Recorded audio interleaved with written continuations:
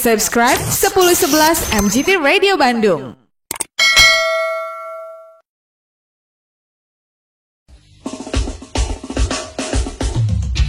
.1 MGT Radio hanya memainkan lagu terbaik, gengs. Kita masih barengan sama Ziva Magnolia yang hari ini 4 jam bakal senang-senang bareng geng pagi. Dan jangan lupa kamu juga bisa request lagu-lagu favorit kamu, termasuk lagunya Ziva, Nek. Betul, banyak banget lagu Ziva ya di sini. Kabarnya ini peringkat 1, Nek. Oh iya, kita belum tahu. Apa tuh? Number 1 chartnya kita loh. Seriusan? Thank you. Dan langsung sesi berikutnya kita akan mengundang Bapak Lurah setempat untuk menyerahkan piala penghargaan. Oh my god, tolong. Kami persilakan. Mau piala. Iya, ada Bapak Suparno namanya. Bapak Suparno, betul, dari Lurah setempat akan menyerahkan piagam nanti ya. Gitu. Selesai siaran. Si cantik mungil, bersuara indah. Amin. Aduh, ketawanya juga merdu ya, Naya ya. Iya. Kalau kita ketawa nggak merdu ya? Apa ya? Enak kok didengar. Iya, kita memang terkenal sih di kalangan keluarga kita sendiri. Orang tua aku cukup mengenal aku. Iya. Istri aku juga cukup mengenal aku. Aku siapa suaminya? Belum. Kamu masih dikenal sama orang tua kamu, Naya. Betul. Nah, kita pengen ngobrolin tentang sosok artis juga yang lagi keliling Indonesia. Siapa? Ada Ko. Kocak ya. Band apa yang nggak lingkaran? Ya ampun, gampangnya segitiga dong. Trapesium. Wah, anaknya bangun ruang. Bangun datar ya, itu ya, bangun datar. Guys, ini ada grup band Kotak nih yang lagi jalan kalau nggak salah di Makassar ya. Terus pas lagi menikmati hidangan makan siang, ternyata di tempat itu ada pengamen yang menyanyikan lagu Kotak. Iya, gemes banget. Betul. Dan Tantri juga iseng aja gitu di videoin, terus akhirnya dia ikut nyanyi deh. Gemas. Dan yang uniknya pengaменnya ini tidak kenal. Oh ya ampun. Iya. Kenal. Nggak kenal. Kaget dia kayaknya. Maksudnya tidak menyangka juga kali ada seorang Tantri Kotak datang ke Makassar ke tempat dia, tahu-tahu nyanyi gitu. Bisa pas banget lagi nyanyi lagu itu ya. Betul. Iya. Betul. Keren loh. Itu kalau yang datang Kotak ya, coba yang datang itu krunya Sri Mulat. Kira-kira pengamennya nyanyi apa ya? Beda. Kita kejamanin gak sih? Lah, kan sekarang lagi diputar lagi belum Sri Mulat? Iya, ada filmnya. Iya, kamu Juju. Kamu nggak tahu tokoh-tokohnya ya? Tahu. Ada siapa yang namanya Siapa tuh? Gepeng. Gepeng ya. Si Biawan. Biawan ya. Giliran Biawannya tahu. Aku tahu gepengnya doang. Gepeng. Ada Asmuni. Ya. Polo. Aku tahu Tarzan. Aku juga tahu. Tarzan. Wow. Mau ngomong gitu kan lo, awas lo. Apa sih? Serem. Tegang ya. Lihat Tegang. kita berdua cantik-cantik kayak gini. Bener. Ya, takut. Jadi setakut kayak di villa. Kok tiba-tiba ngomongin villa sih? Punya sambilan ya? Menjaga villa kan? Iya, kok tahu? Oh, Padahal aku ngumpet-ngumpet loh. ya ampun. Aku cuma pakai kupluk dan senter. Emang ketahuan? Kalau aku tukang villa. Pila. Jadi ngomongin villa nih ya. Topik kita hari ini, gengs. Kamu pernah punya pengalaman serem di villa nggak? Aku pernah nyewa villa di kawasan Bandung Utara. Seremnya itu ya, pas bayar. Oh, mahal. Aduh, bener lagi. Serem loh itu. Kadang-kadang suka kaget aja gitu. Kaget, Kita kan? udah seru-seruan. Tiba-tiba Betul. pas bayar, Over budget. aduh, tolong. Ternyata biaya ini ditagihkan. Serem loh. Iya ya. Perasaan aku cuman barbecue sama kambing guling. Kok ditagihkan? Oh, ternyata itu mah serem buat pengelola ya. Iya, benar. Kamu punya pengalaman serem gak sih, Pak? Aku pernah sih dulu. Apa tuh? Aku inget banget tuh. Itu kan naik mobil ke kayak masuk gang kecil dulu. Aha. Pas lagi masuk tuh kan di depan ada orang banyak ya. Maksudnya kayak ada orang yang nongkrong gitu lah. Terus mereka kayak aneh gitu ngeliatin mobil kita. Aduh. Mobil kita masuk. Itu Akam sih ya, anak kampung sini. Iya benar. Sundanya keluar. Enggak. Terus? Pas kita masuk ke dalam rumahnya, pas aku lihat di setiap kamarnya itu ada kaca kecil. Oke. Kaca kecil tapi yang bikin aneh. Aha. Setiap kacanya itu miring. Kaca tembok tapi miring. Jadi tuh dikasih tali. Jadi kalau misalnya kita ratain, Lurusin itu nggak akan bisa. karena Jadi, posisinya pasti dimiringin. Iya, karena dikasih sengaja. tali itu. Jadi bakalan harus miring terus gitu posisinya. Terus di hari kedua aku sama keluargaku hiking nih. Masih di villa yang sama nih ya. Masih di villa yang sama. Abis itu pas pulang kan udah pada capek tidur. Iya. Besokannya baru balik. Ya, oke. ya, gitu. Tanteku yang ditanya gitu sama penjaga villanya. Gimana nginepnya? Ada yang nanya. Kaget banget. Oh my Enggak, tadi kepencet. Ya, terus.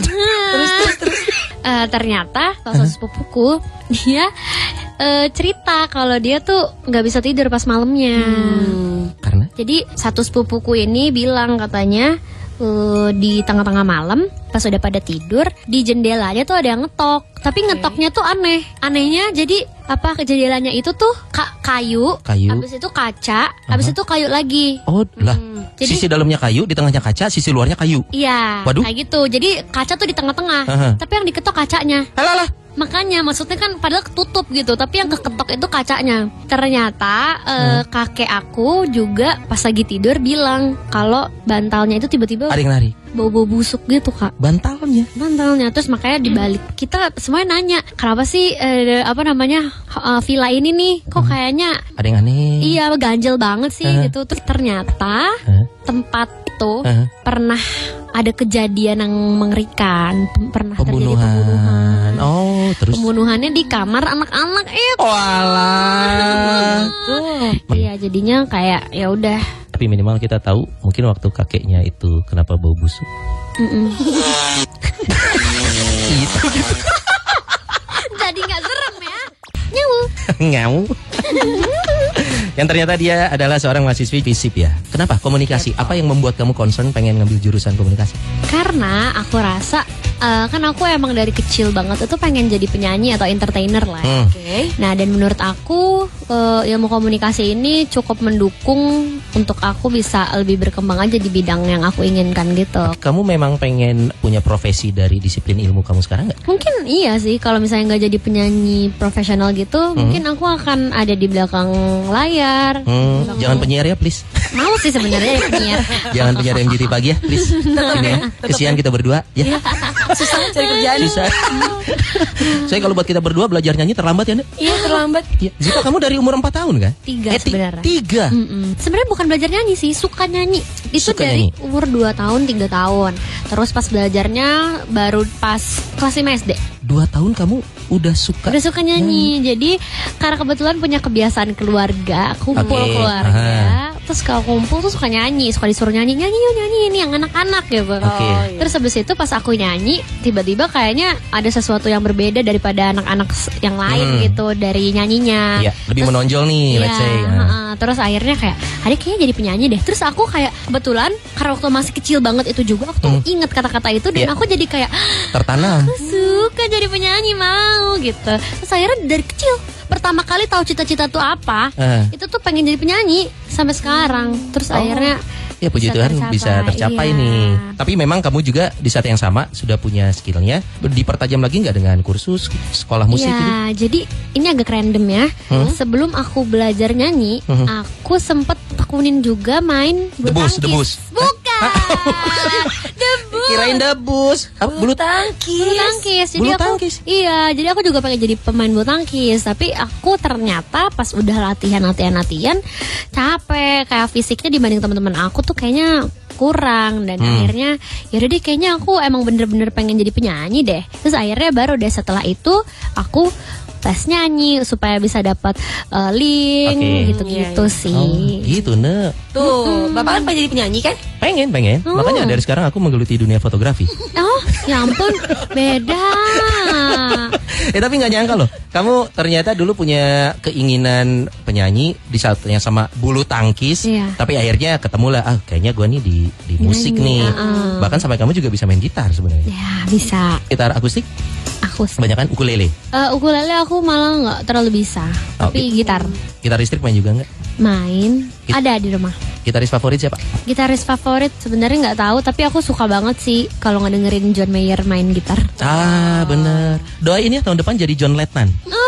Dia masih mayor tahun ini. Betul. Tahun depan akan jadi letnan kabarnya. Bisa sih kepikiran gitu, keren banget. Iya kan dia di militer sebenarnya. Dia ini cuman sampingan lah musisinya. Pukul deh.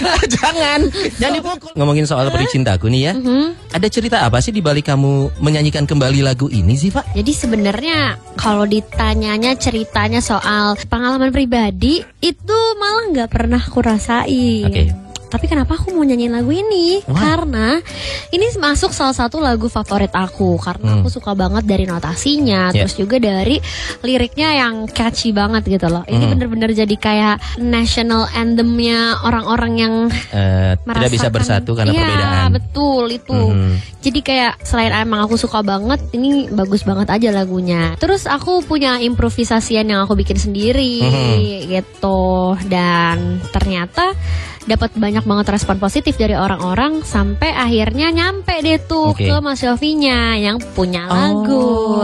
Karena waktu itu juga di pas top 3 di top 3 itu tuh kita ditemuin sama Mas Yofi. Iya. Pas ditemuin jadinya kan kenal. Aha. Terus akhirnya pas beberapa lama setelah itu Mas Yofi telepon aku, Ziva yuk kita bikin yuk Peri Cintaku yuk, gitu versi kamu.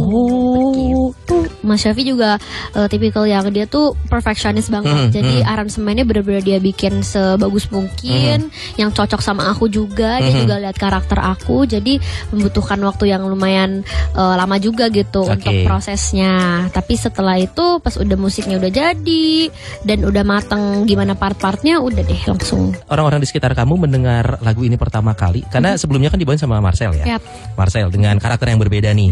Tapi tetap rasa dari lagu ini kan ini anthem untuk orang-orang yang tidak bisa bersatu nih. Ya, ya. Nah, respon seperti apa sih dari orang-orang? Banyak yang ini gak sih? Banyak yang ngerasain itu gak sih? Jadi Banyak banget sih, maksudnya aku tuh kan biasa tuh sebelum aku rilis tuh suka buka question box, terus kisah cinta kalian tuh gimana sih? Padahal cuma nanya gitu doang, tapi banyak yang bilang aku beda agama, tapi kadang-kadang ada juga yang sebenarnya bukan beda agama sih, lebih ke kayak beda perasaan. Dianya suka, yang dia suka nggak suka balik.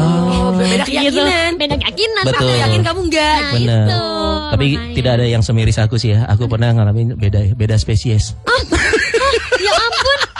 Ya ampun loh. Yes, Next Project, kamu adalah seorang penggemar dari Rizky Febian juga. Ya. Dan kemarin juga sempet nyanyi barengan sama siapa? Jimmy Passion ya? Iya. Wow, it's a wow. Kamu punya harapan pengen duet sama siapa lagi sih?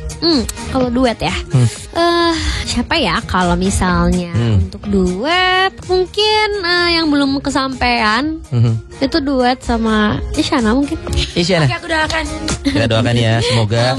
Amin. Kalau musisi luar negeri lagi dong? Oke, luar negeri aku sih pengen banget Jeff Bernard atau Tori Kelly. Tori Kelly. Bruno Mars kalau emang bisa gitu ya, boleh deh sama Mas Bruno sama Mbak Ariana. Mbak Ariana, Mas Bruno, bolehlah nanti kita miss call lah. Enaknya agak deket ya, bestie. Ziva, kalau pengen cari tahu informasi tentang kamu nih bisa visit kemana nih? Ada website atau mungkin sosial media kamu? Oke, sosial media aku sih, Ya. kalian bisa cek aja di Instagram Ziva Magnolia, Twitter juga Ziva Magnolia. Ya, Magnolia. Sama lihat aja di channel YouTube aku Yes. di Ziva Magnolia. Oke, sukses buat Ziva nih. Amin. Buat rencana kedepannya lagi. Kita ketemu lagi nanti di event berikutnya ya. Thank you. Request terus ya Peri Cintaku di MGT Radio. Baiklah, terima kasih Ziva. Sukses buat kamu ya. Thank you.